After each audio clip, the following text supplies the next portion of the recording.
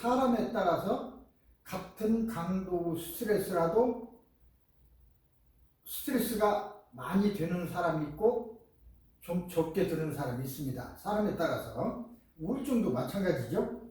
그러나 이 우울증은 우리가 늘 받고 있는 스트레스라는 건 환경에서 주위에서 나의 가해지는 억압, 뭐 이거 전부 스트레스라고 하니까 그거 없는 세상이 어디 있겠습니까?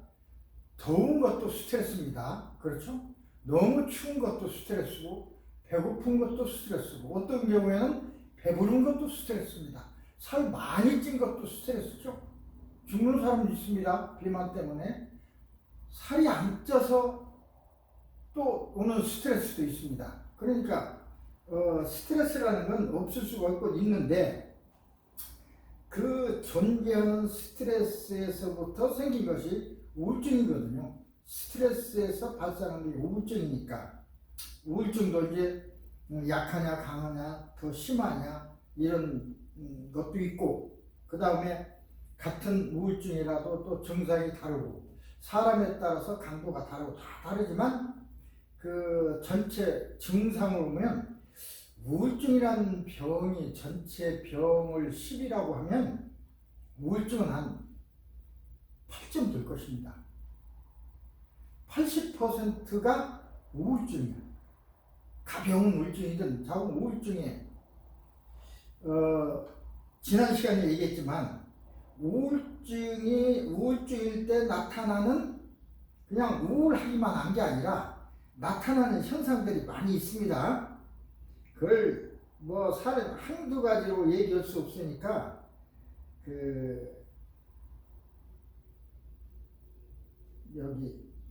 자고간 자살까지 이루는 증상이 되는데 그 우울증 중에 치매도 있죠. 치매. 우울증이 나면 잘 잊어버리기도 합니다. 왜 건망증이 있을 수 있어요. 건망증이랄까? 기억상실증? 건망증은 잠깐 잊어버리는 거, 기억상실증은 옛날 기억을 잊어버리는 거죠. 자원 기억에 관한 거. 어쨌든 그런 현상들이 생겨요. 그런데 아이러니하게도 요새 이제 어차피 공부하니까 우리가 그 세상 돌아가는 얘기나 뭐 꼭 정치적으로 어떤 걸 얘기했으려고 한 게 아니라 우리는 이제 배우는 것이니까 실생활을 떠나서 배움이란 있을 수 없습니다. 우리가 올바른 삶, 또 좋은 삶, 행복한 삶을 위해서 배우는 거니까 나쁜 것도 배우고 좋은 것도 배우고 그래야 될 것입니다. 그건 우울증이 이제 내가 무슨 얘기를 하려고 하냐면 요새 한국 얘기를 조금 하려고 합니다. 그게 잘했다 잘못했다 뭐 어떻게 해야 된다 그 얘기를 떠나서 현상만 얘기하려고 하는 겁니다.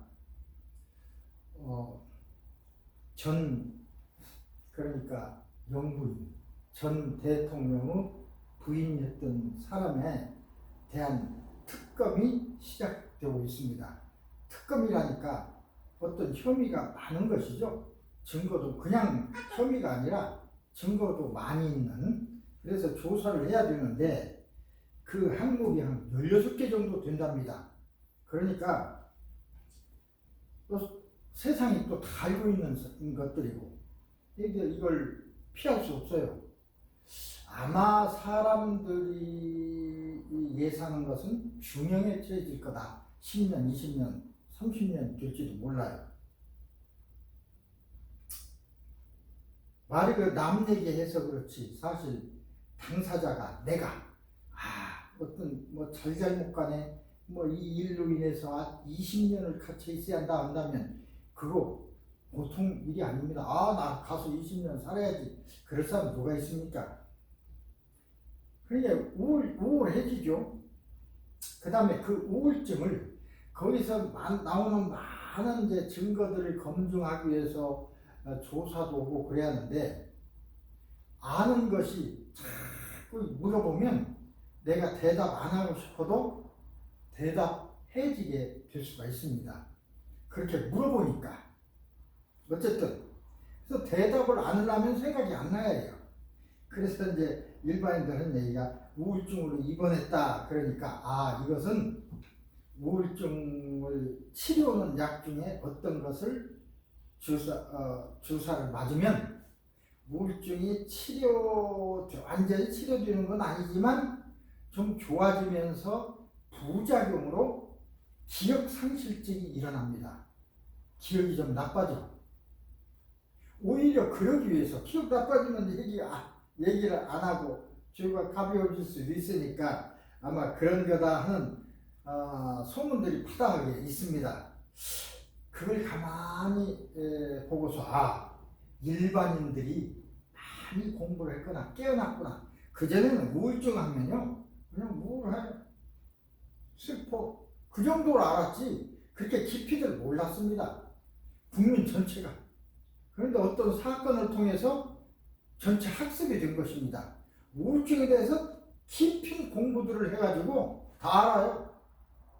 여러분만 모르지 지금 한국에 있는 사람들은 우울증 치료를 하게 되면 그 치료제의 부작용으로 치매, 기억이 상실되는 것도 있다는 것까지 다 압니다. 그렇게 해서 그것 때문에 오히려 그렇게 하기 위해서 들어갔다 이런 얘기들을 하는데 그런지 그렇지 않은지는 알 수가 없습니다. 그러나 그런 현상이 있으니까 또 여러 가지 상황으로 봐서 그럴 가능성도 있다 이렇게 생각되니까 그런 얘기가 나오겠죠. 그것을 얘기하려는 게 아닙니다. 우울증이 일어나면 그렇게 건망증이 일어난다는 얘기를 먼저 시간에 얘기했죠. 치매, 가성치매라고 합니다. 그걸 진성치매는 뇌에 이상이 생겨서 아예 기억이 날아가 버린 거고, 우울증일 때는 우울증이 있을 때 치매 현상이 생겨요. 우울증이 났으면 그것이 낫습니다. 그것을 가성치매라고 했습니다. 가성치매. 치매 같은데, 치매와 똑같은데, 가성치매라는 것은 날 수가 있어요. 우울증이 났으면, 우울증이 나서지면 치매도 낫습니다. 그러나 그냥 진성치매, 치매. 진성치매는 진짜 치매, 가짜 치매. 진성치매는 우울증이 치매로는 우울증이 낫는다 하더라도 치매는 계속되는 겁니다. 치매라는 병은. 이게 가성치매. 가성이라는 것은 진짜로 어떤 뇌에서 그런 일이 일어나는 게 아니고 심리적으로 일어나는 병을 가성이라고 합니다. 가성이라는 이름 붙은 그 증상이 여러 가지 있는데, 예를 들어서 가성간질이라는 게 있습니다. 언제 제가 말씀드린 일이 있다고 기억되는데, 가성간질. 간질은 전라도 말로는 지랄병이라고 해서, 그러니까 이 호남에는 지랄병이 많고 간질이 많고 영남에는 문둥병이 많습니다. 그래서 그 욕설 중에도 경상도 사람들은 이 문디야 그러죠. 문디 같은 놈아. 호남에서는 지랄하네. 이제 그 병 자체가 아주 죄송합니다. 나쁘니까 이 병이 많다는 소리예요. 이게 이제 간질이 이 병 중에 하나인데, 간질이 나타나면 갑자기 쓰러져서 정신을 잃고, 제정신이 아닙니다. 사지를 부들부들 떨면서 입으로는 거품을 내고 그래요.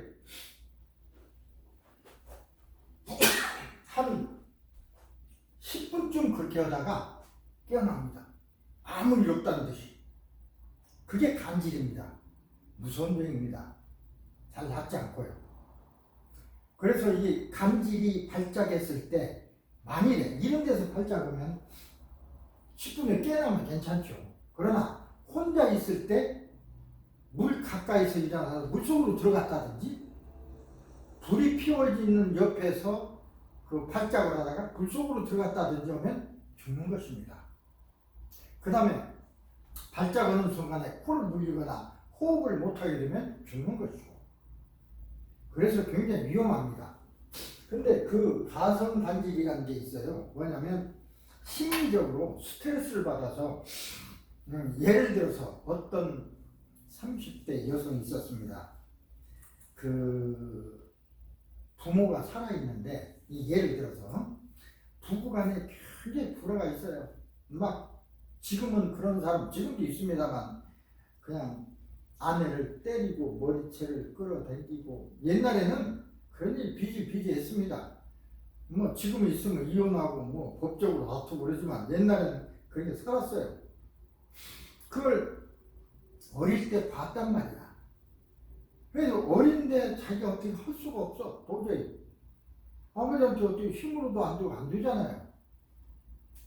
그래서 생각이, 아버지가 나를 사랑하는데 내가 이상한 행동하면, 맞으면, 아프면 그 일을 멈추고 자기를 보살피더라. 애들 아프면 그러잖아요. 그래서 생긴 것이 이제 내가 아프면 엄마한테 그렇게 안 할 거니까. 그래서 생긴 병이 이 간질병입니다. 간질병을 일으키면 자기를 이렇게 케어하기 위해서 엄마의 폭행을 멈추니까. 그래서 어떤 이상한 기류가, 그 부부 싸움이나 있던 이상한 어떤 기류가 되면 관절병이 발생해요. 평생 30살 먹을까지도. 근데 그런 것은 관절병 약을 먹어도 소용없죠. 실제로 관절병이 아니니까. 마음에서 일어나는 병입니다. 그 다음에 관절병은 이렇게 엑스레이로 뇌를 찍어보면 관절이 일어났을 때의 사이클이 나옵니다. 근데 가성관절은 정상인 사이클이 나와요. 그런데도 간질의 그 형상은 똑같아요. 그건 뭐냐면 심리적으로 일어나는 병이에요. 마음을 치료해야 낫는 병이 가성. 약으로 안 되죠. 왜? 정상이니까. 이 사람은 정상이야. 마음이 그래서 어떤 형상을 간질로 표현하고 있으니까. 그냥 간질은 약을 먹거나 뭐 수술 받거나 무슨 처치를 해야죠. 이것은 그냥 간질은 마음 치료해가지고 되는 것이 아닙니다. 구조적인 이상이니까. 마음 이상은 마음 치료하는 것이고. 그래서 이제 그 우울증이 왔을 때 관리가 중요합니다. 우울증이 조금 있다고 금방 병원에 가는 것이 아니죠. 병원에 간다 하더라도 우울증 그러면 별 방법이 없어요. 먼저 앞에서 얘기했듯이 우울증을 완화하는 어떤 약 이런 걸 줄 수밖에 없습니다. 항우울제라고 해서 항우울제는 우울제를 먹으면 그때 당시는 좀 우울증이 괜찮아져. 항우울제니까 우울증을 일어나지 않게 하는 약입니다. 그 약은 약효가 뭐 한 6시간 처음에는 6시간 좀 괜찮아. 약효 떨어지면 또 마찬가지죠. 그래서 또 먹어. 자꾸 먹으면 약효가 6시간에서 4시간으로 2시간으로 1시간으로 줄어들어요. 그래서 1, 2년 몇 년 후에는 쇠알, 뇌알, 타수다 한 주먹 먹어도 나중에는 증상이 낫지 않아요. 그건 치료하는 약이 아니고 잠시 멈추게 하는 약일 뿐입니다. 잠시 멈추게 하는 것도 중요하지만 다른 방법을 쓰지 않고 잠시 멈추게만 계속하면 오히려 병을 점점 심화시키는 결과가 되죠. 먼저 어느 때 제가 말씀드린 바가 있는데 치료가 아니고 이것은 병을 천천히 깊어지게 하는 약이다. 이렇게 제가 표현한 적이 있습니다. 좀 어떻게 보면 심한 표현인지 모르겠는데 사실상은 그래요. 그러나 우울증 치료를 받으면서 이 약은 먹을 필요는 있습니다. 우울하니까 우선. 그래서 자가관리법이 필요해요. 약한 증상은 내 스스로 관리해야죠. 심할 때는 뭐 병원 또 어떤 상담 선생님의 그 도움을 받아야 되지만 약한 것은 스스로 또 할 수 있습니다. 그걸 자가관리법이라고 합니다. 그 자가관리 실태를 살면서 누구나 한 번쯤은 우울하거나 무기력한 감정을 느끼기 마련입니다. 한두 번이 아니죠. 하루에 한 번쯤일지도 모릅니다. 사람이 아무리 행복하다 해도 매 시간 24시간 계속 행복할 수는 없어요. 행복한 감은 잠시, 그 다음 무덤덤 또는 불쾌감도 있고 우울감도 있다가 또 행복감도 있고, 어떤 게 더 많으냐 어떤 게 더 강하냐 약하냐 이럴 뿐입니다. 우울하다 무기력하다 하는 것은 돈 많은 사람도 있고 없는 사람도 있고, 없는 사람은 긴 시간 강도 높게 있는 거고, 또 다른 사람은 그렇지 않은 거고, 또 돈이 많다고 해서 우울하지 않을 것은 아닙니다. 어떤 다른 일 때문에 우울할 수 있고, 돈은 많지만 자기가 사랑하는 사람이 나를 사랑 안 해줘 우울하죠. 그러니까 그거하고 꼭 금전적인 그것 때문에 우울증도 생기지만 그것만이 원인은 아니라는 것입니다. 오히려 삶의 모든 것이 우울증 원인이 될 수 있어요. 스트레스 원인이 될 수 있어요. 그래서 우리나라 한국 사람들의 경우에 평생 동안 한 번 이상 우울증을 겪을 확률은 70% 이상. 이게 이제 조사인데 거의 100%일 것입니다. 우울증 한 번 이상 겪지 않는 사람이 어디 있을 겁니까? 이건 조사 결과. 그러니까 우울증을 느꼈어도 잊어버리니까, 행복할 때는 난 우울하지 않다고 대답하니까 어쨌든 70% 이상이 나왔습니다. 정신과 환자를 조사했더니 95, 거의 100%일 수도 있어요. 일반인은 72. 정신과 전문의, 정신과를 그런 환자를 치료하는 전문의들도 역시 65%, 역시 우울 똑같습니다. 의사라고 예를 들어서 암 전문의가 암을 전문으로 치료하는 세계 제일 전문의도 암에 걸리면 죽습니다.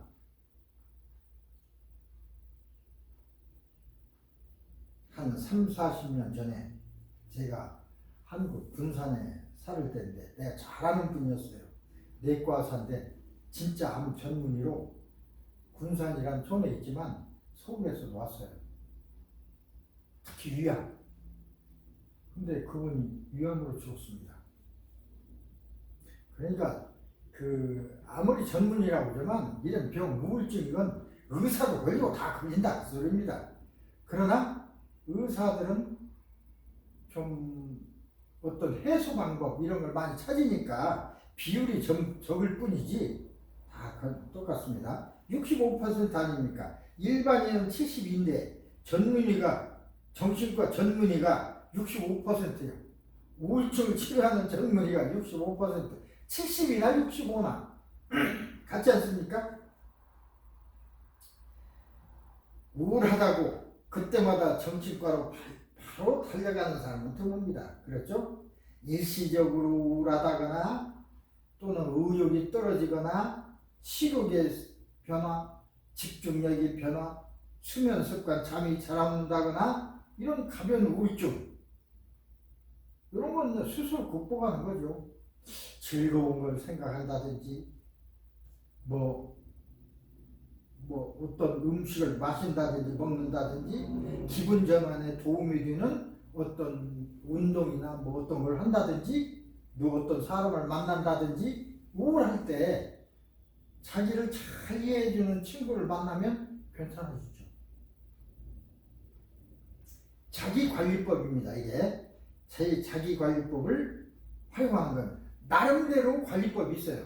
이 자기관리법이 딱 정해진 게 아니고 나름대로 어떤 방법이 이제 있게 됩니다. 여기서는 정신병 환자, 일반인, 정신과 전문의들의 가벼운 우울증일 때 어떻게 자기 관리를 하고 있는가를 조사한 건데 2009년에 이제 한국보건의료연구원에서 한 것입니다. 그러니까 그냥 한 게 아니라 이런 연구 자료를 보고 다 뽑아서 하는 얘기입니다. 이런 증거로 들어서 얘기한 거라는 그런 걸 들기 위해서 이 말을 썼습니다. 가벼운 우울증의 자가관리법을 선호하더라. 누구나 그러죠. 우울증 있을 때 뭔가 좀 해보려고 하죠. 자가관리법. 한국보건의료원은 정신과 환자 집단, 일반인 집단, 전문 집단, 세 집단으로 분류해서 이 조사는 설문조사이기 때문에 아주 정밀한 것은 아닙니다. 가벼운 우울증일 때는 정신과에 바로 가기보다는 자기관리법을 선호하더라. 그러니까 우울감 또는 흥미나 의욕 저하 등 한 가지 이상의 증상이 하루 이상 또는 2주 내에 계속 지속되고 식욕의 변화, 수면 습관, 만성 피로, 무가치감, 집중력 장애 등은 우울증의 대표적인 증상을 모두 보이지 않거나 이제 우울하긴 한데 식욕이 없다거나 뭐 잠이 안 온다거나 그런 건 아니다 그 소리입니다. 약간 우울증이다 그 소리입니다. 가벼운 우울증 일반인의 67%, 정신과 전문의 83%가 자기관리법을 활용해요. 그러니까 정신과 전문의들은 방법을 알잖아요. 그러니까 이 관리법을 활용하니까 걸릴 확률이 적어지는 거죠. 일반 67%. 아까 그 가벼운 우울증에 걸리는 건 일반인 72%, 정신과 전문의는 69% 그랬잖아요. 할 줄 아니까. 일반인 전문의보다는 또 여러 가지 방법을 잘 모르고 또 의욕도 그렇고 어쨌든 정신과 환자 50%는 진료를 받았는데 26%만 자가관리법을 이용했. 정신과 환자들 경우에는 그 사람들에 비해서 정신과 진료가 용이하기 때문에 그냥 가면 되잖아요. 정신과 환자들은 좀 다릅니다. 정신과에서 효율적으로 입증된 치료 방법으로는 약물치료, 인지행동치료, 대인관계치료. 이제 말이 그랬지. 약물은 약을 먹는다 소리입니다. 인지행동은 어떤 생각, 어떤 환경 이런 걸 해주는 거고, 대인관계는 사람끼리 그 관계. 아까 우울했을 때 친구를 만나. 기분 나쁘면 만나는 친구 불러가지고 산에 간다든지 뭐 커피를 한잔 한다든지 그러잖아요. 그래서 이제 기분을 전환시키고 좋은 얘기, 즐거운 얘기 들으면 다 잊어버리시고, 그죠? 왜 자가관리법을 선호할까? 병원에 안 가고 자가관리법을 할까? 첫째, 정신과에 대한 편견. 그러니까 툭 하면 병원 가면 이건 정신과에 가야 되는데 정신과 가니까 너 정신병 있는 거 아니야? 그렇게 옆에 있는 사람들이 인정을 하게 되고 정신과 문제 있어서 정신과 병원 가는 게 뭐 문제가 있냐 그러지만 그렇지 않습니다. 이 생활하는 데는 접촉하는 사람들이 깊여. 특히 젊은 사람들 남녀 간의 문제에서도 깊여. 결혼할 때 특히 더 깊여. 다른 것도 기록이 있지만 그 정신과의 말하자면 그 병력은 기록이 다 돼서 어떤 범죄나 이런 거 있을 때도 그걸 참조합니다. 다른 병, 배 아파서 갔다고 해서 물론 그 병원에는 기록이 있지만 전체적 기록이 나타나는 건 아닙니다. 그러나 정신과는 그렇지 않습니다. 이게 커지면 사회적인 문제가 되기 때문에 기록이 남아요. 그래서 어떤 큰 대단한 집안끼리, 대단하다는 것은 뭐 관심 있는 집안이라고 이제 생각됩니다. 결혼하거나 그럴 때는 상대편의 병력을 다 조사해요. 배 아픈 거 그런 건 상관없지만 정신과 병력이 있는지. 그래서 정신과 병원을 왔다 갔다 했으면 더 깊어지기 전에 파혼을 합니다. 파혼이 아니지 만남을 얘기를 없었던 걸로 해요. 다 그렇습니다. 일반인들도 그게 필요합니다. 사실은. 근데 일반인들은 그런 정보에 접근하기 어렵잖아요.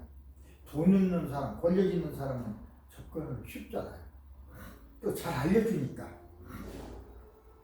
그래서 뭐 미국에서는 그렇다지 않지만 여기도 마찬가지입니다. 정신과를 간다는 것은 정말로 필요할 때 아니면 안 가려고 해요. 이게 편견이라고 했는데 또 정신과 치료 비용은 비싸기도 합니다. 비싸다는 뜻은 사람 내과나 저런 데 가면 주사라도 맞죠. 약이라도 주죠. 정신과에서는 말로만 상담하고 약도 안 줍니다. 뭐 한국에 조금 사 먹으라고 뭐 처방이나 해주고. 그러고는요 상담료가 굉장히 비쌉니다. 사안에 따라 다르지만 어떤 경우는 보통은 700불에서 1000불 사이. 우리 최면 전문가들이 그 할 때도 저는 우리 이 학교에 최면학교가 있었습니다만 30년 전에 500불 받았다고 그랬습니다. 500불이었습니다. 1요정이란 한 번 치료받는데 한 1시간 반에서 2시간 걸립니다. 근데 2007년 미국에도 IMF 비슷한 게 왔어요. 굉장히 어렵습니다. 부자들이야 IMF 와도 돈 없어진 거 금방 또 보충되니까 없는 사람들이 가난해지죠. 병은 없는 사람들에게 걸려요. 부자들은 병이 안 걸립니다. 우울증에 있을 수 있으니까 기분 좋은데 가난하고 돈 없는 사람들이 우울하고 병이 걸려요. 왜 돈이 없으니까 어떻게 해? 사람들 그런 마음으로 치료받을 사람 많고 그래서 300불로 내렸습니다. 지금도 300불이라고 하는데 200불도 받고 그렇습니다. 30년 전 이전의 값보다 반절 그렇게 받음에도 불구하고 안 와요. 왜 안 와? 돈 없으니까 안 와요. 200불, 300불 내기가 쉽지 않잖아요. 한 달에 2,000불 벌기 힘든데. 그죠? 그 사람들이 아파요. 돈 있는 사람들은 안 아프다니까? 그런 사람들은 와서 또 치료받으면 돈을 내긴 내는데 돈 있는 사람들은 깎으려고 그래. 내 생각은요. 원래 돈을 많이 버는 사람들 세금을 많이 내서 가난한 사람들에게 이익을 줘야 이렇게 공평한 세상이 될 거 아닙니까? 근데 돈 있는 사람들 세금 안 내려고 별짓을 다 해요. 그러듯이 치료비도 될 수 있으면 적게 내려고 별짓 다 해요. 차라리 없는 사람은요. 200불입니다. 200불 가져와서 그냥 아무 말도 없이 내밀어요. 돈 있는 사람은 500불입니다. 깜짝 놀라서 300불 하자고 합니다. 뭐 그건 그냥 그 얘기고. 어쨌든 부담스러워 마음에. 정신과에 간다는 자체가. 그래서 자가치료를 하려고 하고. 두 번째는 심하지 않은 경우는 전문 돈 없이도 내가 하면 스스로 낫는데 왜 돈 들게 또 시간 들고 거기를 가? 둘째는 그렇죠. 그래서 이제 안 가는 것입니다. 물론 가라고 하는 거 아닌데 약한 것은 자기 스스로 하는 것도 좋습니다. 자기관리법 중에서 두 번째는, 첫째는 아까 이 기억이, 가벼운 우울증에 자기관리법을 선호한다고 그랬습니다. 두 번째, 독서, 명상, 휴식 등 이런 자가관리법, 자가관리나 자기관리나 같은 것입니다. 독서도, 또 명상도, 휴식도 이런 것도 하나의 관리법이죠. 그런 걸 주로 하는데, 정신과 전문의는 건강보조식품은 안 먹더라 그겁니다.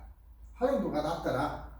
근데 일반인은 우울증에 도움이 된다고 하니까 또 그걸 사먹는 사람도 있어요. 어쨌든 조금 다르더라 그것입니다. 정신과 전문의에게 건강보조식품, 식습관, 기분 전환 방법, 일상생활의 변화, 신체 감각적 방법 등의 자기관리법이 얼마나 많이 활용되고 있는지를 조사했습니다. 전문의에게. 일반인, 정신과 환자, 일반인, 전문의의 그 세 그룹에서 이걸 했더니, 정신과 환자는 운동, 유머, 즐거운 시간 활용, 종교 생활을 주로 활용을 했습니다. 이게 조금 선호도가 달라요. 건강보조식품이나 식습관은 거의 활용을 안 하더라는 겁니다.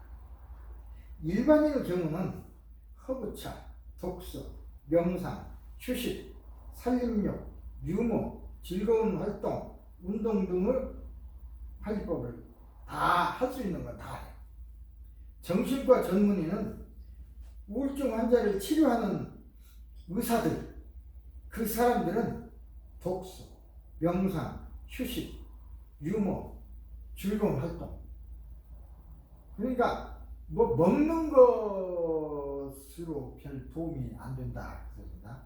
마음의 문제니까. 그래서 그 사람들은 식습관, 먹는 걸로는 많이 이용하지 않습니다. 조금씩 차이가 있죠. 대부분은 다 자가관리법이 효과 있다고 긍정적으로 생각합니다. 정신과 환자 30%, 일반인 65%, 정신과 전문의 45%가 효과 있다. 일반보다 정신과 전문의가 좀 효과 있다고 적게 대답한 이유가 조금 의문스럽습니다. 일반인은 70%인데 65인데, 그렇다면 정신과 전문의가 생각하는 그 자가관리법이란 일부 있는 거다, 치료를 받아야 한다, 이런 의심인지 모르겠습니다.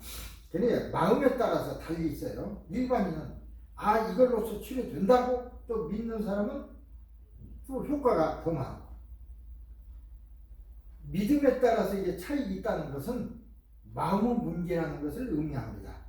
마음.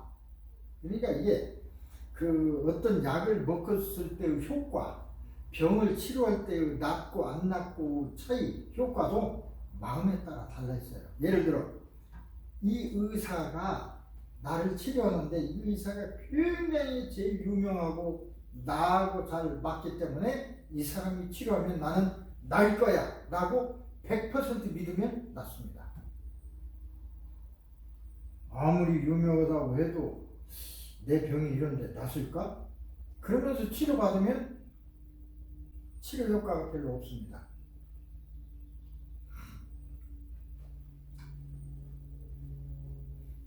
어쨌든 그리고 한편 정신과 전문의와 정신과 환자는 허브차, 건강보조식품을 거의 활용 안 했어요. 일반인만 그러고. 그러니까 일반인은 건강보조식품을 잘 활용하더라 그겁니다. 차이가 인식이 적은 겁니다. 효과를 적게 인식하고 사용해보고 싶은 의향도 없더라. 예, 마음이 그러니까 어쨌든 뭐 충분한 정보라든지 뭐 이런 것이 제공을 안 돼서 그럴 수도 있고 어쨌든 세 번째는 우울증 자기관리법 활용시 유의사항. 예, 유의사항이 있어요. 어느 정도 우울증에 극복 효과가 있습니다. 있다고 해서 거기에만 절대적으로 의존해서는 안 되죠. 약했을 때 조금 먹으니까 괜찮더라. 그러니까 약간 우울증이 왔을 때 뭐 어떤 뜨거운 커피, 어떤 차를 잘 끓여서 마시니까 기분이 좋아졌어. 뭐 그렇죠. 그러나 그런 약한 것은 그런데 심한 우울증이 왔는데도 그걸 계속 먹으면 되느냐? 그건 아닙니다. 오히려 어떻게 보면 악영향을 끼칠 때도 있어요. 더 심해지기만 하니까. 또 치료 어떤 적정한 시기를 놓칠 수가 있습니다. 그것 때문에 나 이거 먹으면 괜찮으니까 이거 계속 먹어볼래. 치료를 이미 받으면 낫을 것을 병이 점점점 깊어져서 나중에 가게 되면 치료가 어려워지죠. 이런 이제 유념할 사항이 있습니다. 첫째, 평소 정기적으로 자가 검진을 통해서 정신 건강을 살펴서 문제가 해결되지 않고 자꾸 악화되는 경우에는 바로 전문의에게 상의하는 게 좋습니다. 둘째, 효과가 입증된 자가관리법을 활용해야 됩니다. 근거 없는 방법도 많아요. 뭐 유튜브 이런 데 보면 뭐 별소리 많아. 그거 해봐서 되는 사람도 있지만 안 되는 사람도 많고 엉터리도 많아요. 유튜브나 SNS에 올라오는 그것들 50%는 가짜입니다. 진짜는 50%가 안 될지도 몰라요. 그런데 보통 사람들은 다 믿어.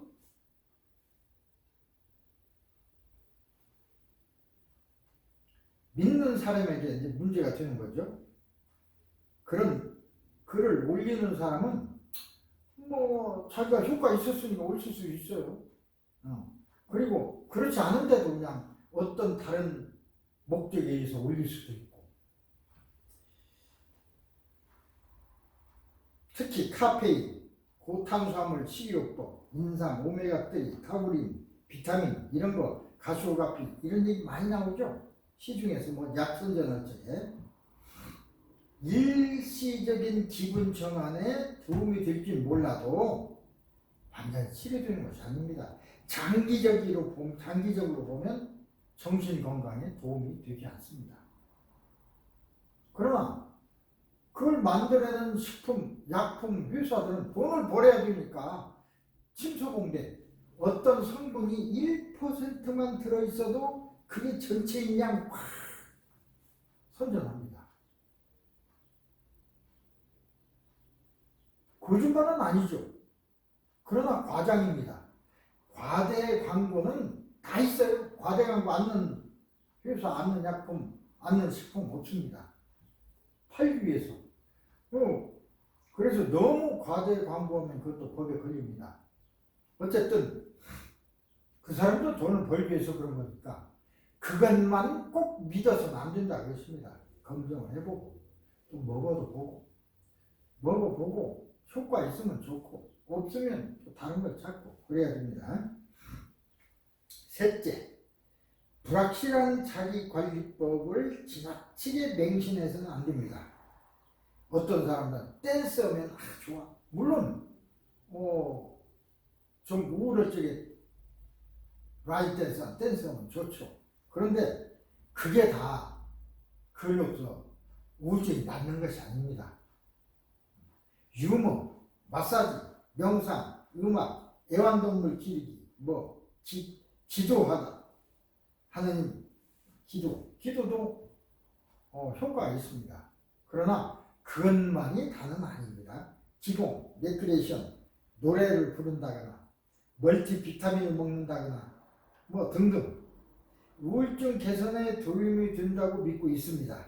그러나 물론 의학적 효과가 없는 것은 아닙니다. 다만 그것을 먹었다고 해서 낫는 건 아닙니다. 효과도 불확실하고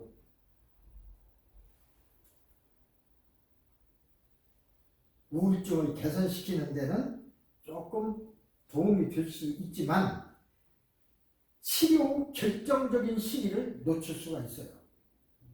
그것 때문에.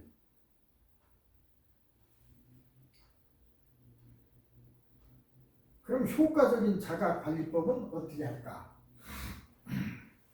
독서, 명상, 휴식, 살림욕, 운동, 유머, 즐거운 운동, 요가 다 우리들이 아는 거죠. 우울함을 떨쳐버리기 위해서. 자, 야, 기분도 나쁜데 산에 가자. 기분도 나쁜데 술 한잔 하자. 음주하는 건 별로 좋지 않습니다. 음주 조금 하는 순간에는 기분이 달라지기도 해요. 그런데 술 많이 마시면 오히려 더 우울해질 수 있어요. 그리고 그게 습관이 되면 또 중독이 될 수도 있고. 그래서 그런 것은 여기 안 썼습니다. 그런 것까지 다 합치면 100개도 넘어요. 100개도 넘어. 그래서 대부분은 그걸 보면 효과가 적거나 적절하지 않거나 불확실하거나 다 그런 것들입니다. 자기에게 맞으면 좀 하는 거고 안 맞으면 않는 것입니다.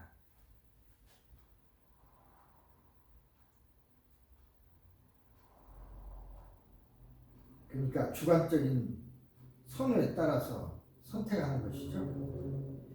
그렇다면 정말로 과학적이고 검증된 관리법 없는 것인가?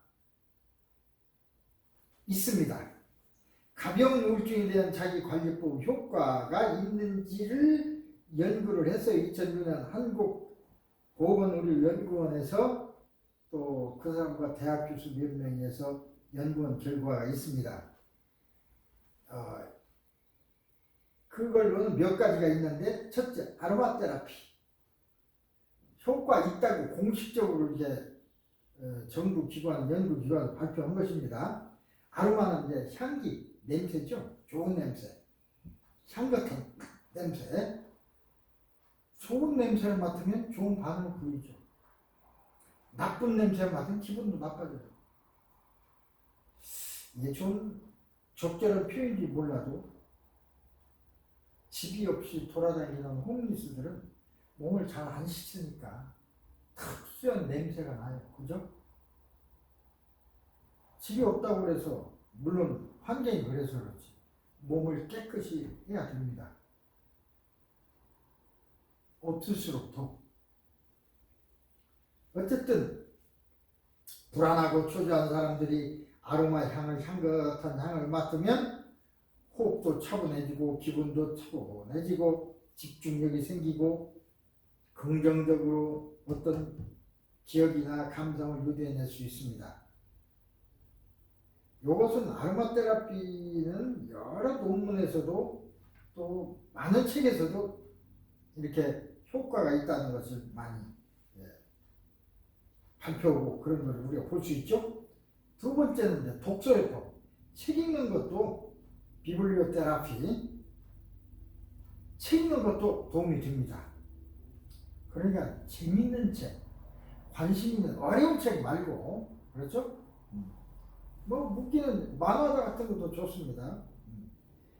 책을 통해서 사람에 따라 다르죠. 재밌는 책만 보는 사람이 있고 또 자기 필요한 그런 거.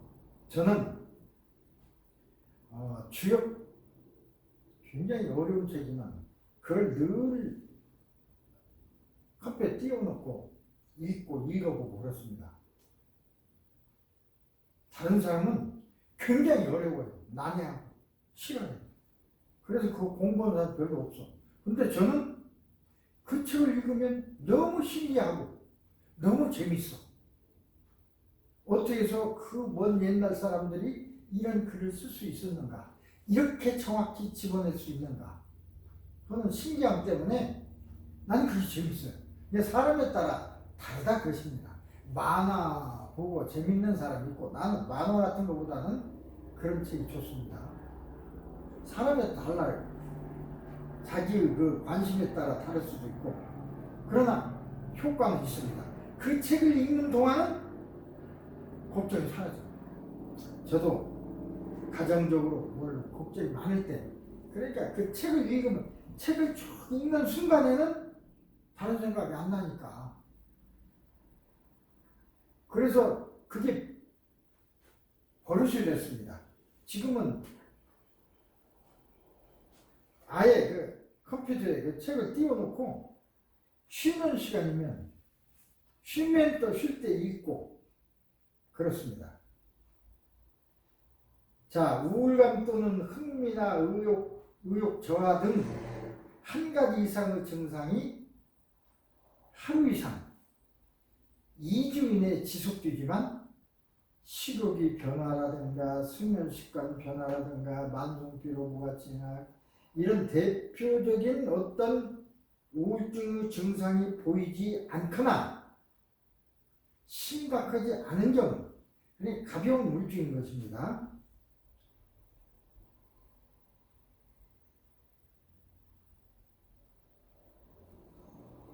아까도 이 소리가 좀 났는데 일반인은 67%, 정신과 전문병원은 83%가 자가관리법을 활용하더라. 정신과 전문의 진료를 받는 것보다는 훨씬 높았습니다. 반면에 정신과 환자들은 그냥 조금 아프면 정신과로 가. 26번, 그러니까 자기 스스로 관리하려고 하지 않아요. 일반인이나 정신과 전문은 스스로 관리하려고 하고 그런 차이가 있습니다. 물론 정신과 환자들은 언제든지 가면은 진료받고 치료받을 수 있으니까 편리하니까 그렇게 가는 것으로 생각이 됩니다. 정신과에서 효과적으로 입증된 치료 방법으로는 아까 얘기했죠. 약물치료, 인지행동치료, 대인치료가 있는데도 일반인과 정신과 전문의는 왜 자가관리법만 설명할까? 자가관리법 말고 약물도 있고 인지행동치료도 있고 대인관계 치료도 있는데 죄송합니다. 첫째,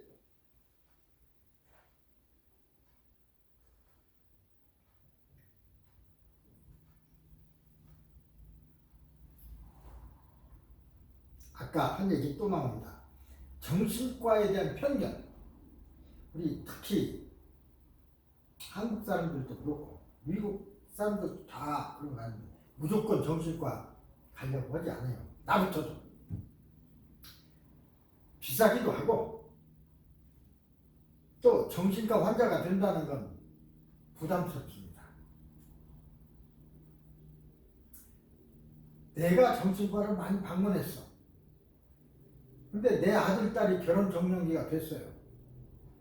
상대편도 어쩔 몰라도 들어올 며느리 아버지가 정신과에 들랑달랑 했네? 좋아할 사람 없죠. 본인이라면 좋아하겠습니까? 내 아들 며느리로 들어올 사람은 아버지가. 물론 며느리 자체가 그러면 더 나쁘지만 또는 어머니가 그렇다면 마음 기분이 안 좋죠. 무슨 일이 있을지 모른다. 유전적으로 뭔 일이 있지 않을까? 뭐 가정에 뭔 일이 있지 않을까? 그래서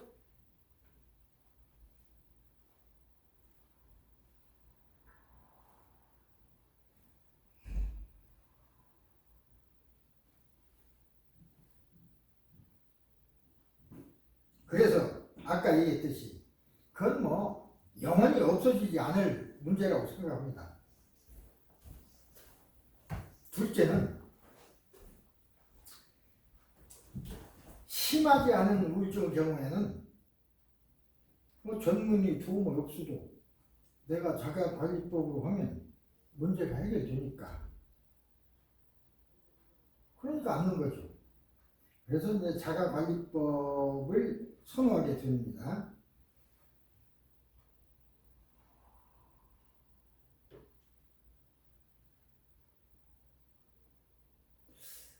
어떻게 해서 아까 것이 나온 것 같은데 안 왔어요. 잠깐 확인하겠습니다. 잘못해서 앞에 분이 다시 띄어졌네. 아로마 테라피 얘기했어요. 독소요법 얘기하다가 다른 얘기가 됐습니다.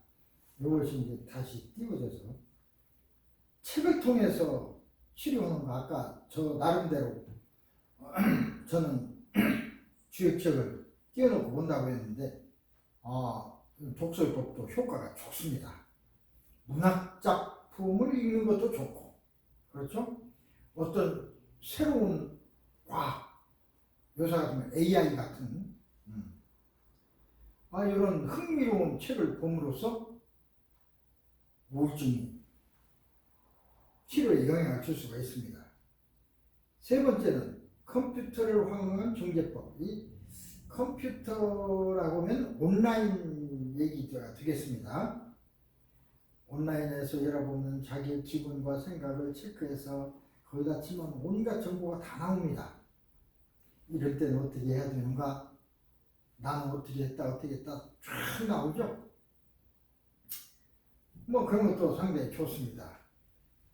자기의 기분과 생각을 체크하고 정신건강을 증진시키는 치료법을 여러 읽어보고 거기에 대해서 선택하는 거.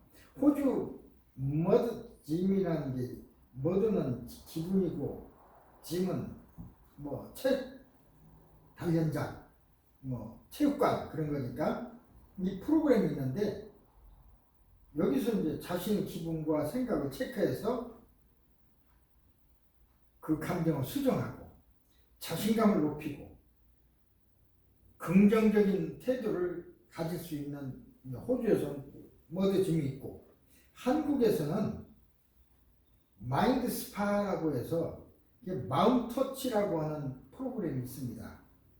이 프로그램을 보면 6단계로 되어 있는데 현재 상황 돌아보기 1단계 나의 상황이 어떤 거냐 먼저 그거부터 알아야죠. 두 번째 자동적 사고 파악하기 인지적 오류 점검하기 생각과 감정 바꾸기 그러니까 자동적 사고 인지적 오류 이걸 파악한 뒤에 나의 생각과 감정을 바꾸는 방법 생각이 중요하다고 그랬죠. 그래서 문제를 해결하고 정신건강 지키기 6단계 마지막에는 이 6단계로 구성이 되어 있습니다. 필요하면 이 프로그램을 들어가서 읽으시거나 SNS 쳐봐도 나옵니다. 그 다음에 광선요법 이것은 늘 그런 건 아니지만 특히 일조량이 부족한 노르웨이, 스칸디나비아 이런 나라는 일조량이 부족하죠. 일조량 때문에 우울증이 걸리는 경우가 많습니다. 일조량 때문에.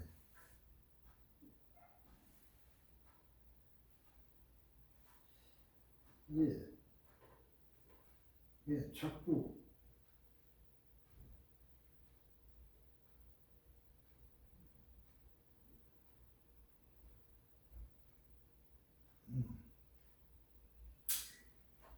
햇빛이 그래서 우울증 발생을 햇빛 때문에 햇빛이 없으니까 그것 때문에 우울증이 많이 나타나요. 그래서 국가에서는 거기에서 이제 햇빛을 쬐는 것도 중요하죠. 여기도 우리 아픈 사람들 밖에 나가서 따뜻한 햇빛 쬐잖아요. 광선요법입니다. 2500루트 이상 빛이 나오는 광선에 쬐도 좋고 인공적으로는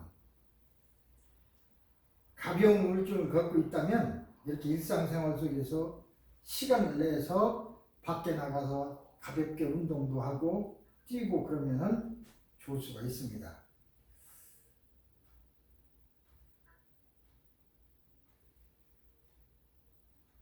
컴퓨터가 오늘 왜 이런지 모르겠습니다.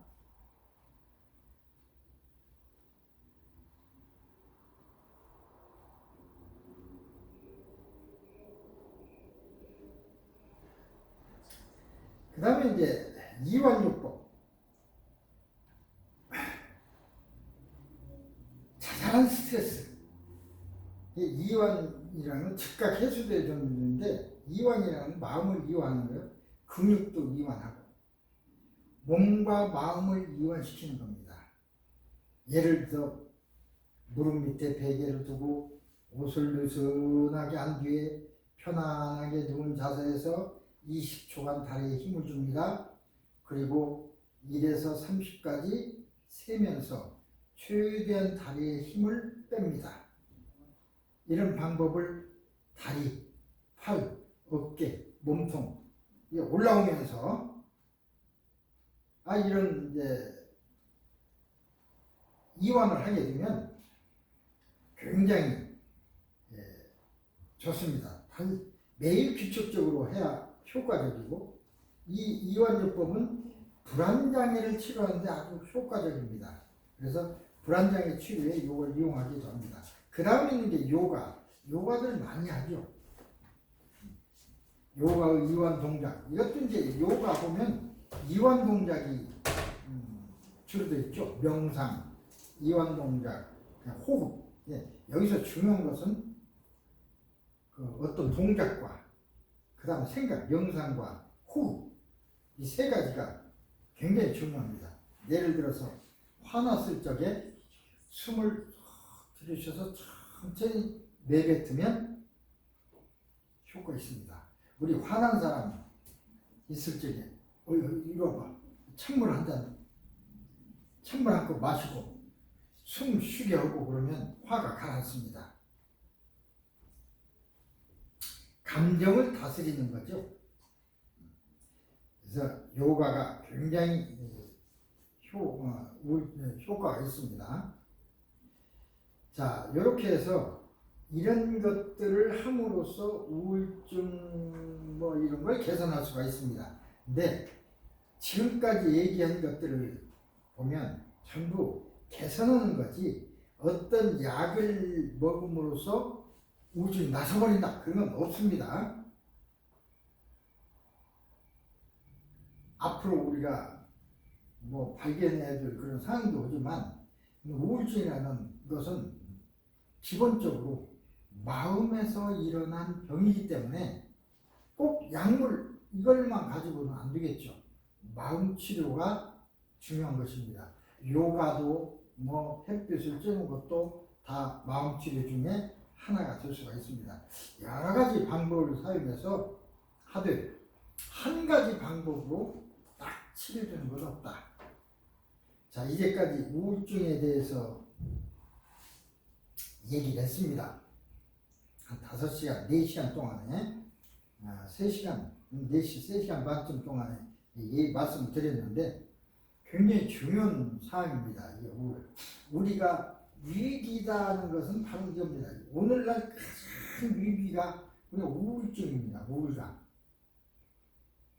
우울감으로부터 이제 스트레스에서 우울증에서부터 이제 각종 병이 이제 생겨나게 되는 것이죠. 그래서 이제 거기에 대해서 얘기를 했습니다. 그 다음은 이제 우울증 다음에 공황, 공포. 이것도 이것 때문에 병이 나고 사람이 정신병까지 가게 되고 죽음에 이르게 되고는 아주 위기죠, 위기.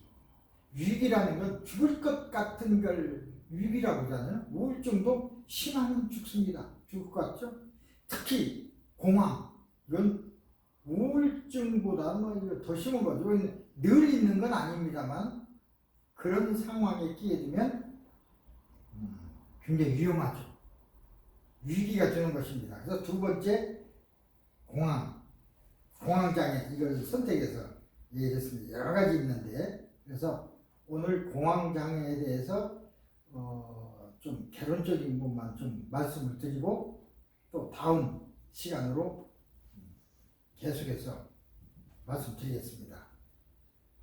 혹시 우울증에 관해서 이제 더 알고 싶은 분은 학교 쪽으로 연락해서 SNS로 연락해도 좋고 카톡으로 주셔도 좋고 교재를 먼저 잘 읽으시고 교재를 지금 현재 나와 있는 상황을 글쎄 전부 망라했다고 자신 있게 말씀드릴 수 없지만 제가 할 수 있는 한 대로 짧은 시간이지만 강의를 준비할 때 다 여기다 모았습니다. 그러니까 이 정도 그것만 가져도 거의 전문가로서 또는 뭐 깊이 알고 있는 그런 상태가 될 수가 있습니다. 그래서 우울증에 관해서 잘 알으셔야 나도 잘 관리할 수 있고 다른 사람에게도 잘 충고할 수 있고 우리 가족을 잘 보살필 수 있고 가까운 사람들. 그 다음에 이제 우울증뿐 아니라 공황장애. 지난 어젠가요? 그 뉴스에서 한국 얘기입니다. 어떤 아파트에서 고등학생 3명이 화단에 떨어져 있어서 나연은 와서 구급대가 와서 실어 갔는데 결국은 죽었다는 보도가 있었습니다. 아마도 아파트 옥상에서 셋이 서로 껴안고 떨어진 것 같습니다. 왜 그랬을까? 거기에 대한 건 나오지 않았습니다. 물론 교육청에서 학교 측에서 조사하고 있다 이렇게만 나왔지 후속 보도가 없으니까. 왜 그 세 사람이 세 친구가 친한 친구였을 거 아닙니까? 왜 아파트 옥상에서 팔을 겹고 같이 뛰어내렸을까?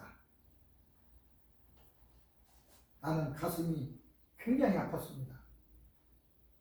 학교, 물론 지식을 가르쳐야죠. 지식을 가르치는 것만이 전부가 아닙니다. 왜 그 학생들을 그 지경에 이르기까지 발견하지 못하고 보호하지 못했을까?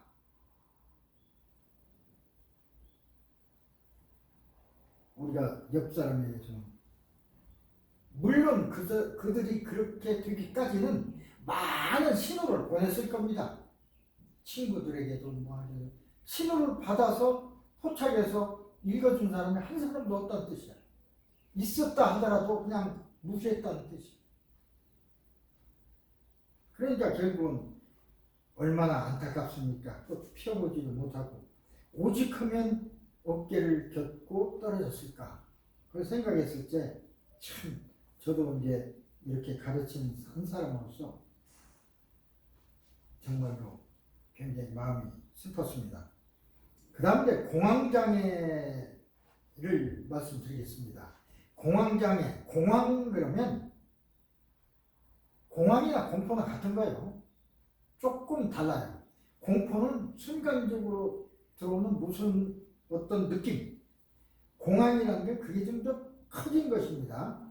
불안, 공포, 공황 다 같은 것인데 그 정도의 차이가 있어요. 불안이 공포가 되고 공포가 공황이 되는 것입니다. 그럼 불안이란 무엇인가? 불안은 그냥 불안해 그러죠. 안 좋은 일이 생길 것 같은 느낌? 시험 보기 전에 또는 남들 앞에서 뭘 발표를 해야 되는데 잘 될 것 같을 때는 기분이 좋아. 근데 뭔가 느낌이 안 좋아. 그게 불안입니다. 걱정도 불안이죠. 미래에 대한 걱정, 미래 건강에 대한 걱정, 미래 삶에 대한 걱정, 경제적인 문제에 대한 걱정. 누가 걱정 안 하는 사람이 있어요. 그러나 걱정을 많이 하는 사람이 있고 적게 하는 사람이 있어요. 모든 게 다 걱정인 사람이 있어. 사람에 따라 다르죠. 걱정이 커지면 불안이 됩니다. 그에 반해서 공포라는 건 걱정하거나 불안한 대상, 그러니까 걱정이나 불안은 머릿속에 막연한 어떤 거, 생각이죠. 그런데 그 상황이 직접 앞에 나타났어. 그게 공포죠. 이제. 걱정하거나 두려워하는 대상이 직접 앞에 났을 때 발생하는 감정이 공포. 번지 점프를 뛰어듭니다. 30m 상공에서. 두렵죠. 불안합니다. 아유, 기분이 안 좋아. 불안해. 무서워. 그거하고 실제로 이제 발에 줄을 묶고 점프하기 전에 딱 앞을 쳐다보고 뛰기 직전에 그때는 공포입니다. 공포. 실제로 그게 나타났으니까 저 높은 데서 어떻게 뛰어내리나 불안해. 근데 높은 30m 타워에 올라갔어. 그때는 공포죠. 공포. 학생이 좋지 않은 성적표를 가지고 집에 가는 길에 가면서 아버지가 보고 이게 혼날 텐데 어쩌지? 그건 불안이야. 그죠? 근데 집에 딱 가서 아버지가 성적표 받아왔냐? 내봐. 그때 성적표를 아버지한테 드리고 불효령을 듣는 순간의 공포. 그게 공포예요.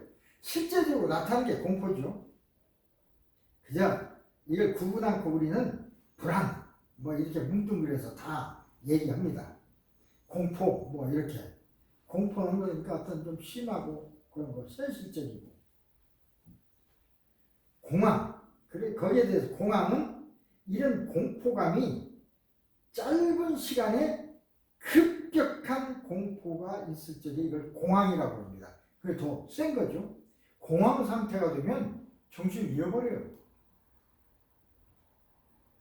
짧은 시간에 공포감, 불안감이 급격히 증가하는 경우를 우리가 이제 공황이라고 합니다. 갑작스러운 반응은 신체 반응이 유발되죠. 우리의 이성적인 판단을 멈추게 하고 판단이 안 서. 스톱에 모든 것이 공황이 되면 생각이 없어. 느낌, 신체 증가 이거 다 이제 내가 죽을 수도 있구나. 이러다가 내가 미쳐버리는 것이 아닌가. 그 정도 불안. 갑작스럽게 최고에 달했다가 좀 줄어들어요. 줄어들었다가 또 생겨. 그래서 그걸 발작이라고 합니다. 공황이라는 그 심리적인 상태가 나타났다가 계속 나타나는 게 아니고 계속 나타나면 죽을 수도 있어요. 나타났다가 점점점 줄어들어. 또 나타나. 그래서 그걸 공황 발작이라고 합니다. 발작적으로 나타난다는 거죠. 두 번째, 불안할 때 일어나는 우리 몸 반응은 불안은 느낌으로만 끝나는 것이 아니라 심리적, 신체적 반응을 동반합니다.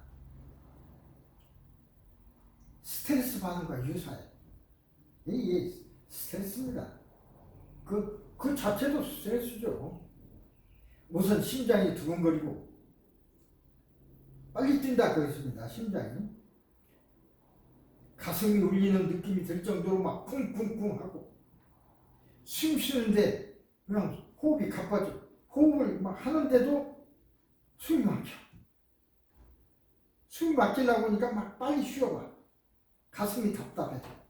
소화가 안 되고 불편하고 어지럽기도 하고 땀이 나고 얼굴이 빨개지고 어떤 사람은 얼굴이 창백해진 사람도 있어요.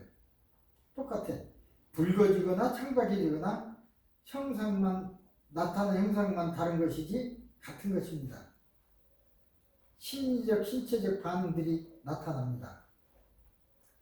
왜 나타나냐면 이걸 조금 더 하면 불안하면 우리 체내에서 분비되는 호르몬이 달라집니다. 교감신경 호르몬이 달라져요. 원래 이제 우리 원시적에는 우리가 가장 무서운 것이 지금은 뭐 없지만 사자, 호랑이 이거 무섭죠. 잡혀먹히니까 원시시대. 그래서 항상 사자가 있나 호랑이가 있나 불안과 공포를 느꼈습니다. 저기 사자가 나타났어. 저 멀리서 나타났어. 어떻게 하냐? 싸워야 하냐? 도망쳐야 하냐? 그걸 빨리 결정해야죠. 그래서 싸우려면 도망치려면 어쨌든 근육을 사용하게 되죠. 싸우려면 맞서 싸우는 근육이 움직여야 되고 도망치려면 도망치는 근육이 움직여야 됩니다. 이런 신체 변화.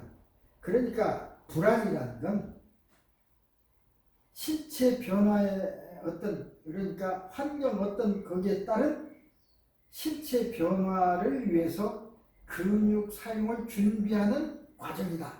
예, 불안해야 근육 사용을 준비할 수 있지 않습니까? 호랑이를 봤는데 불안하지 않으면 가만히 있다가 잡혀먹거나 그러지 않겠습니까?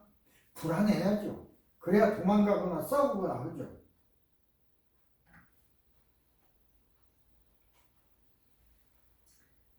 불안이라는 정서적 반응은 우리의 사고 판단력에도 영향을 미칩니다.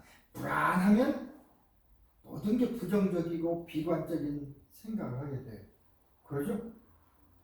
야, 사자가 나타났는데, 야, 저 사자가 나를 뭐 어떻게 해줄까? 그게 아니라 나를 잡아먹을 거야. 나는 죽을 거야. 그럴 수밖에 없죠? 최악의 상황을 예상해서 대비하려고 불안한 감정이 생긴다는 것입니다. 집중력을 증가시키고 주변의 생활 변화를, 상황 변화를 빨리 알 수 있도록 불안해야. 불안하지 않으면 옆에 두리번거릴 필요 없잖아. 불안한 사람이 옆을 두리번 하죠. 그럼 불안은 나쁜 것이니까 불안은 없애만 되는 것이냐? 불안 때문에 병원에 오는 사람이 이 불안하다고, 이 불안한 감정 없애달라고 막 호소합니다. 그러나 불안이란 건 우리에게 이렇게 늘 나쁘고 병이 들고 나쁜 것만 아닙니다. 적당한 불안이 있어야 우리는 삶이 향상되고 능률을 올릴 수 있습니다. 불안이 전혀 없으면, 예를 들어 불안감이 전혀 없는 상태를 생각해 봅니다.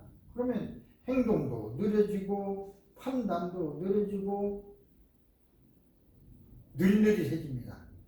오히려 긴장해야 될 순간에 오히려 일을 그르쳐버리게 되죠. 시간 제한이 있는 어떤 시험을 볼 때 시간 내에 문제를 풀어야 되죠. 야, 시간 내에 이거 50문제를 풀어야 되는데 어쩌지? 하는 불안 때문에 시험 문제에 집중하고 문제를 풀어나갈 수 있습니다.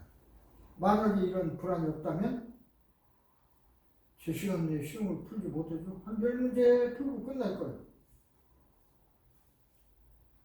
불안은 사람이 본능적으로 가지고 있는 정서적 반응으로 완전히 없앤다는 것은 불가능할 뿐만 아니라 오히려 좋지 않은 상태가 될 수가 있습니다. 불안이란 필요한 거예요. 그죠? 생명을 위협하는 맹수가 많고 예민하게 사냥감을 뒤쫓아야 했던 옛날에는 불안으로 인한 모공 변화가 생존에 큰 도움이 됐습니다. 예를 들어 어떤 사람은 바삭 소리 나를 못 들었어. 못 듣고 오물쭈물 하면 잡혀먹죠. 옛날에는 작은 소리에도 탁 귀를 쫑 것이 불안하니까. 무슨 소리지? 그래서 도망가야 되냐? 싸워야 되냐? 너무 가까이 도망갈 수 없을 때는 싸워야 되죠. 싸워서 이겨야 사니까. 지면 죽지만 어쨌든 싸워야 됩니다. 아니면 조금 어떤 여유가 있으면 도망쳐야 되죠. 그러기 위해서는 근육이 움직여야 되니까. 근육이 움직이려면 에너지가 필요하죠. 에너지를 내려면 산소가 필요하니까 호흡이 빨라지고 막 그렇게 되는 것입니다. 그런 신체적인 반응, 호흡이 빨라지고 하는 반응이 일어난 이유가 그렇다는 것입니다. 그래서 불안하지 않으면 오히려 정신질환 뭐 이런 것도 일을 수가 있습니다. 현대인들은 원시 시대의 인류가 접했던 적이나 포식자를 만나는 일은 많지 않습니다. 그죠? 옛날에처럼 뭐 사자도 우리에 가둬놓고 구경하는 거지 무서운 대상이 아닙니다. 나왔을 때는 무서워하죠. 우리가 가둬놓고 있으니까. 호랑이도 마찬가지고 구경하면서 즐거워해요. 오히려 옛날에는 있으면 불안해야 되는데 그래서 환경이 달라진 겁니다. 우리가 마주쳐야 하는 불안은 과거처럼 도망가야 된다거나 맞춰서 싸워야 된다거나 해서 해결되는 게 아닙니다. 그러니까 그렇게 해결되는 상황이 아니야. 지금은 신체적 불안 반응이 큰 도움이 되지 않아요. 불안하다고 해서 심장이 뛴다고 해서 그게 뭐 동물에 가서 구경하는데 도움이 됩니까? 전혀 관계없죠. 환경이 많이 바뀌었습니다. 이런 오히려 불안에 대한 신체 변화는 또 다른 요인, 병으로 작용할 수 있도록 그렇게 됩니다. 불안하면 갑자기 호흡이 거칠어지고 숨이 막히고 그러니까 그게 병이 돼. 그렇게 해야 도망칠 수가 있고 옛날에는 빨리 반응할 수가 있었는데 반응할 필요가 없으니까 그게 병이 돼요. 오히려. 불안 반응은 악순환이 되는 거죠. 우리 불안, 공포, 공황 이 세 가지를 비슷하지만 조금 다른 세 가지를 알아보는 겁니다. 갑작스럽게 찾아오는 공포. 불안이 현실화되는 게 공포라고 그랬습니다. 그것이 짧은 시간에 발생하는 게 공황이고, 공황이라는 것은 그렇게 왔다가 또 사그라드니까 그걸 발작이라고 했다고 그랬습니다. 공황은 짧은 시간에 불안감이 급격히 증가해야 하는 것이 공황이라고 그랬어요. 다양한 원인에서 촉발된 불안이 정서적인 사고와 판단을 막고 최악의 상황만이 예측되면서 감정이 걷잡을 수 없이 폭발을 답답해지고 가슴이 답답하고 식은땀이 나고 이런 신체 반응, 얼굴 붉어지거나 어떤 창백해지고 이게 이거 어떤 상황이 되면 뭐 호흡이 가빠지고 식은땀이 나고 막 얼굴이 붉어지고 창백해지고 하는데 이게 무슨 병이야? 옛날에는 그게 정상이었어요. 그렇게 돼야 돼. 왜냐면 지금은 그럴 신체적인 변화가 필요 없으니까 그게 이제 병으로 되는 것입니다. 어느 순식간에 우리가 제어할 수 없을 정도로 이게 나타나는 그것을 우리는 공황 발작이라고 했습니다. 공황 발작은 공황 발작이 되면 그냥 어떻게 할 수가 없는 것입니다. 특별한 이유나 조건에서 일어난 거 아닙니다. 언제든지 어디서든지 누구에게나 갑작스럽게 일어날 수 있어요. 예를 들어서 콩나물 시루같이 초만원인 지하철, 버스를 탔다고 가정해 봅시다. 가까스로 타는 데까지는 성공했어요. 근데 지하철 안은 버스 안은 공기가 덥고 탁하고 답답해. 숨쉬기도 힘들어. 고개 쳐들기도 힘들어. 점점 불안해져. 이러면 내가 숨도 못 쉬고 죽지 않을까? 탁한 공기 때문에 산소가 부족하니까 내가 이거 잘못 쉬어서 죽지 않을까? 이런 생각을 점점 하게 되고 점점 숨은 더 안 쉬어지고 불안하죠. 꼭 산소 부족 때문에 생기는 호흡곤란만 느끼게 그렇게 생각이 돼요. 실제로는 그게 불안 때문에 그런데 그렇다면 당장에 지하철에서 빠져나가지 않으면 나 죽을 것 같은데 쉽게 나갈 수도 없어. 숨은 막혀오고 이대로 죽어버리는 게 아닌가 불안합니다. 이게 공황 발작입니다. 발작이 일어나요. 그때는 공황 발작은 스트레스를 많이 겪는 현대인에게서 흔하게 발생하는 증상이죠. 발작. 아까 간질병처럼 그렇게 일어나는 것입니다. 비행기 타거나 어떤 사람은 그 공황 발작이 자주 일어나는 사람은 비행기도 못 타요. 사람 많은 지하철도 못 타요. 교통체증이 있어도 막 그런 현상이 일어납니다. 또는 좁은 공간을 가야 할 때도 그런 현상이 일어나고 사람이 붐비고 낯설고 넓은 공간인데도 그렇고, 어떤 사람은 TV 보면서도 잠을 자거나 쉬는 도중에도 느닷없이 찾아오기도 해요. 생각 때문에. 이 공황 발작은 실제로 일어나기도 하지만 생각 때문에 이렇게 내가 거기 있다고 생각할 때 그런 발작이 일어나는 거예요. 공황 발작을 겪었다고 해서 공황 장애로 진단되는 거 아닙니다. 뭐 한 번 일어날 수 있어요. 근데 자주 일어나면 공황 장애, 그래서 이제 하나 병명이 되는 것입니다. 그래서 공황 장애라고 해서 다 그게 공황을 한 번, 나 먼저 버스 타다가 죽을 뻔했어, 숨 막혀. 한 번 있다고 해서 공황 장애 그러면 안 돼요. 그런 일이 자주 일어나면 이제 공황 장애라고 진단할 수가 있죠. 자, 그럼 공황 장애 이제 문제는 발작적으로 일어나는 이것이 문제가 되죠. 공황 발작이 반복되는 경우에, 공황 발작 실제로는 그런 게 없는데도 또 그러지 않을까? 이제 그때는 걱정 때문이죠. 걱정. 그래서 전전긍긍해. 다음에 또 오지 않을까?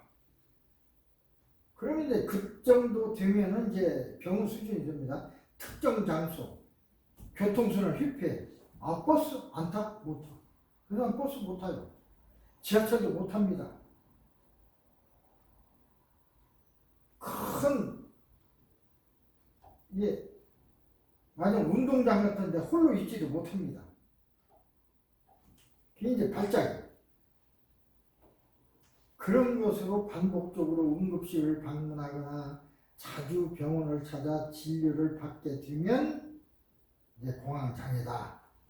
그렇게 이제 얘기할 수가 있습니다. 아무나 한번 일어났다고 해서 너 공황장애야, 그럴 건 없다는 것입니다. 공황장애는 일상생활에 큰 변화를 불러옵니다.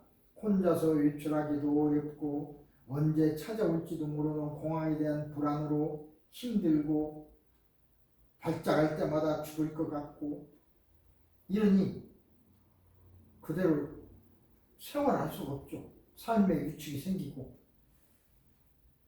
공황과 연결 활동을 할 수가 없어요. 예를 들어 어디 갈 수도 없어. 예를 들면 심장박동수가 막 올라가니까 막 두근두근하니까 무서워서 뛰도 못해. 계단을 오르내리면 심장박동이 빨라지니까 갈 수도 없어. 얼굴을 덮고 치료받아야 하는 치과 진료 받지도 못해. 숨 막힐 것 같아서. 엘리베이터도 못 타. 고속도로 주행도 못해.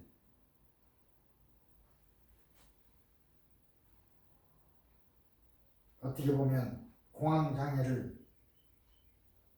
사람들이 이해가 부족하기 때문에 공황장애를 겪는 이들을 비논리적으로, 비상식적으로 겁을 낸다고만 생각하는데 그거 본인에게는 굉장히 중요한 것입니다. 우리가 보기에는 멀쩡한데도 왜 그래? 그렇게 생각한다 그 말입니다. 그래서 그 사람이 느끼는 불안감을 논리를 앞세워서 반박하거나 아무것도 없는데 왜 그러냐고 반박하거나 욱박지르거나 그런 것은 그 사람에게 도움이 되지 못합니다. 공황장애로 고통을 겪는 사람들에게는 오히려 역효과가 되죠. 그래서 우리가 공황장애로 의심, 저 사람 공황장애다 그럴 경우에는 정신 치료를 받게 하고 그 사람을 도와주고 그래야 됩니다. 자, 그런 공황장애가 있을 때 어떻게 극복할 것인가? 여기까지만 얘기를 조금 더 하겠습니다. 첫째, 약물 치료법이 있겠죠. 항우울제와 신경안정제.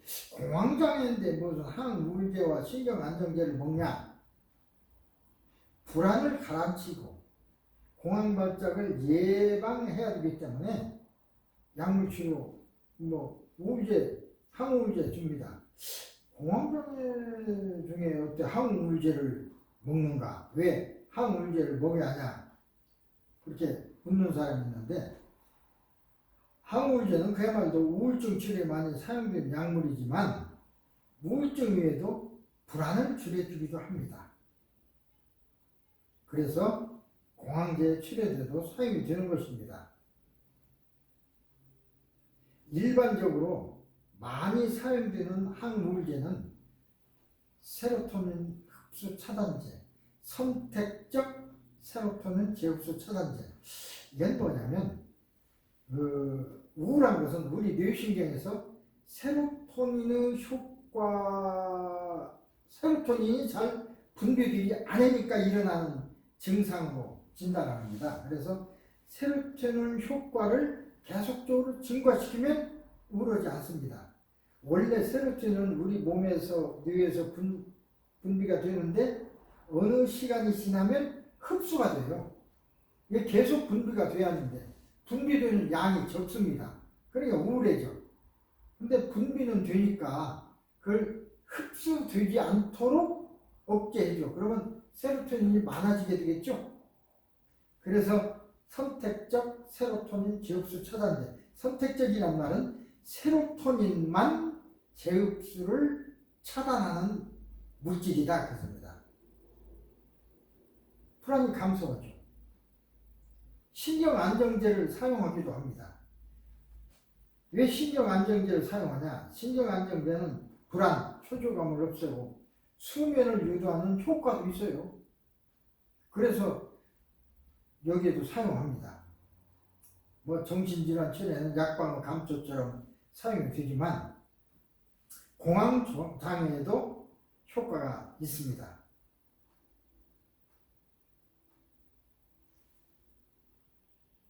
만일에 공황장애 같은 기분이 들면 이 약을 먹으라고 미리 처방을 주는 경우도 있어요. 그러면 약을 미리 처방받고 가지고 있으면 먹지 않더라도 심리적인 위안을 얻으니까 증상이 안 일어날 수 있어요. 그래서 필요한 약을 늘 가지고 다닐 필요가 있어.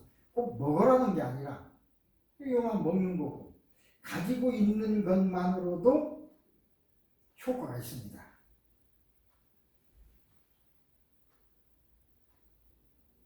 비약물적인 치료법. 약물이 아닌 치료법에는 인지행동치료가 있습니다. 인지치료와 행동치료 이걸 합해서 인지행동치료라 그러는데 또 불안 발작을 이해하지 않도록 호흡하는 방법, 근육을 이완하는 방법 뭐 이런 걸 이제 교육받습니다. 인지행동치료는 환자들이 적극적으로 참여하고 연습이 필요합니다. 또 치료가 끝난 뒤에도 계속적으로 그걸 해야 되고 그래서 이제 노출치료라는 게 있어요. 여기에는 노출치료라는 건 인지행동치료 후에 실제로 그런 상황에 노출시켜. 그러니까 그래서 자꾸 뭐라고 할까 견디게 하는 것입니다. 경험이 생기게 하는 거죠.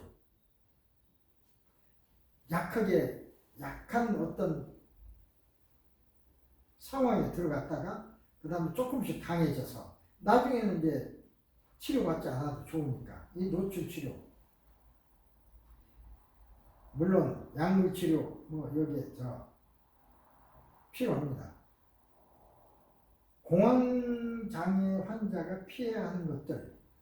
자, 공황장애로 진료받는 중에 흔히 어떤 음식이 있습니까? 좋은 음식이 있습니까? 피해야 될 음식이 있습니까? 이렇게 묻는 경우가 많습니다. 안타깝게도 공황장애에 도움이 되는 음식은 따로 없습니다. 도움이 되는 건 없지만 하지 않아야 될 건 있어요. 술을 먹으면 처음엔 긴장이 풀리고 좋은 것 같아. 이완되니까. 그런데 그것 때문에 술을 자꾸 마시게 되면 남용이 되고 의존이 되고 중독이 됩니다. 그리고 이제 술에만 취하게 되면 그것 때문에 이제 신체적인 변화가 또 일어나고 그 신체적인 변화 때문에 공황 발작이 또 일어나게 될 수도 있습니다. 그래서 알코올은 절대로 좋지가 않습니다.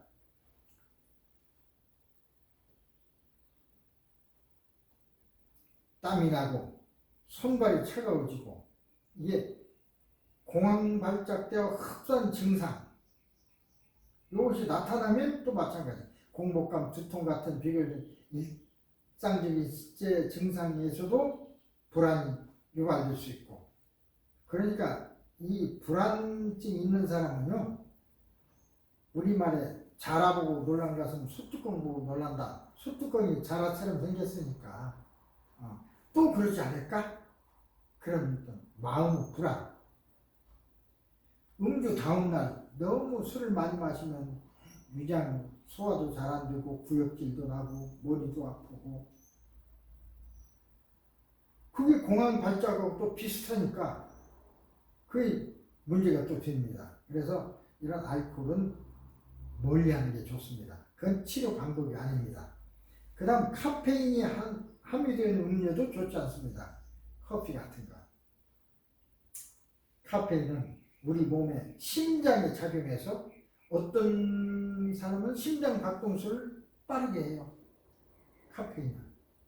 그럼 심장 박동수가 빠른 것이 불안 요소, 우리 공황 요인이 되기 때문에 좋지 않습니다.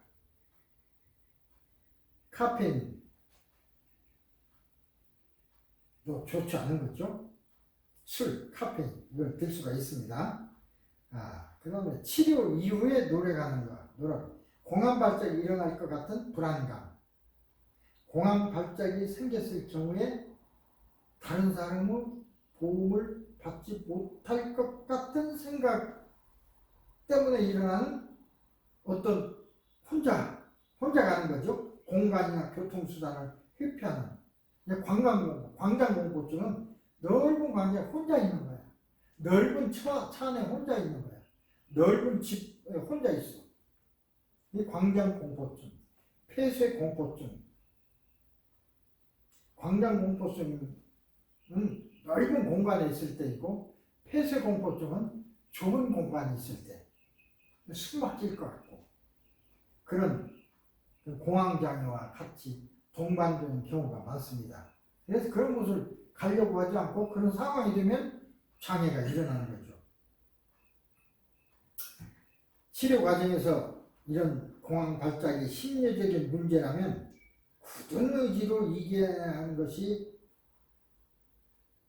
중요합니다. 회피하던 장소나 교통수단도 공황 발작이 걱정되더라도 노출 치료라고 해서 여러 사람들이 같이 자꾸 이용해야 돼. 그러면 괜찮구나.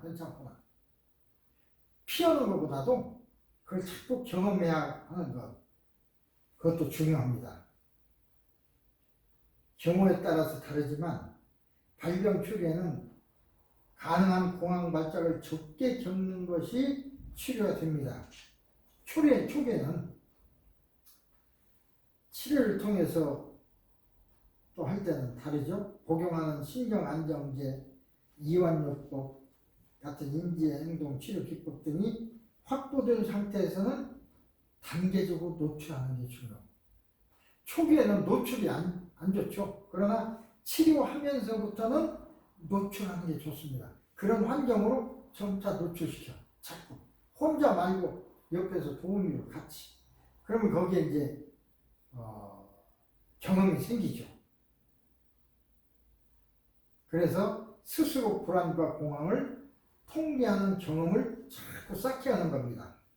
그럼 혼자도 이제 광장에도 나갈 수 있고 우리는 머릿속으로 상상해보고 의지할 만한 사람과 함께 가보고 이게 도움이 될 사람 그 다음에 짧은 시간 동안 그런 걸 이용해보고 단계적으로 이제 버스 타는 것도 금방 탔다가 내리는 거야. 그죠?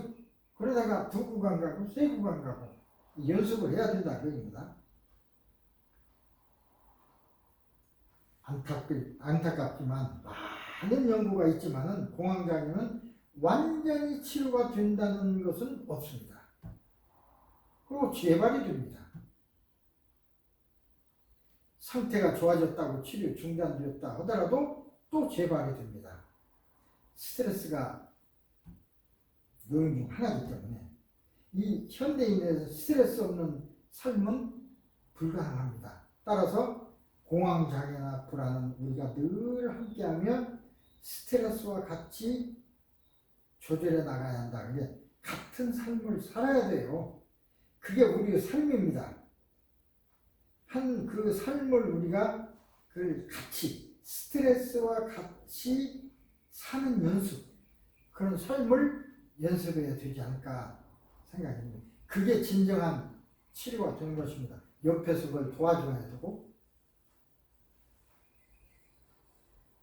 다음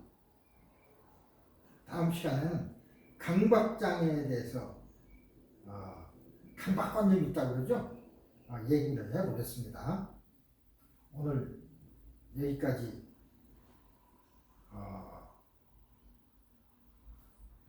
우울증에 대한 마무리 이야기, 그 다음 불안, 공포, 공황 발작, 이런 것에 대해서 얘기했습니다. 이거 우리가 얘기지만 진짜 위기입니다. 이건 그런 환자들에게 위기요. 죽을 것 같은, 실제로 놔두면 죽으니까. 그 중에 또 하나가 이제 강박 장애라는 게 있습니다. 이것은 다음 시간에 이어서 하겠습니다. 이번 시간에 여기까지 강의 들으시느라고 수고 많으셨습니다. 또 교대도 이것을 이제 유튜브나 이런 SNS를 통해서